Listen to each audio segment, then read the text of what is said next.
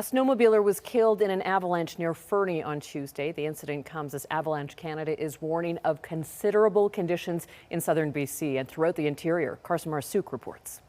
An avalanche Tuesday afternoon near Fernie turned deadly after a snowmobiler became buried in the snow. The outcomes of incidents like these in small communities can be felt far and wide. Two snowmobilers were riding in the Matheson Creek area when one of them triggered an avalanche while climbing a slope. Elk Valley RCMP and Fernie Search and Rescue responded to the scene. But just with the avalanche conditions, it was a high hazard avalanche risk at that point. And just time of day, they weren't able to immediately respond. One of the riders was buried. His body was recovered on Wednesday. He had a transponder on him. He had appropriate clothing for the weather, stuff like that.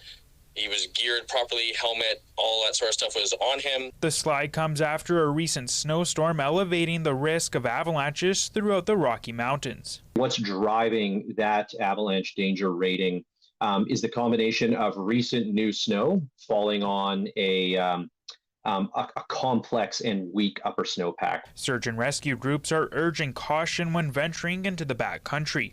Survival under the snow is about 90% for the first 15 minutes, but diminishing 50% every 15 minutes after. A transceiver, a probe, and a shovel.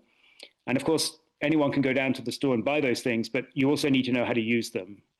That time frame of 15 minutes becomes very short by the time you've got your shovel out, assembled your probe, switch your transceiver to search. And he says refreshing those skills every winter can make the biggest difference in an emergency. The most likely positive outcome is going to occur from what we call companion rescue. That is to say that the people on scene perform the rescue themselves.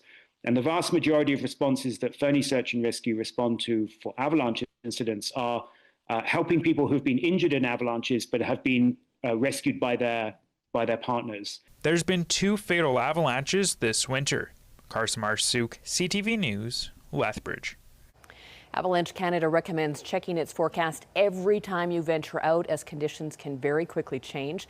The ratings can be found at avalanche.ca.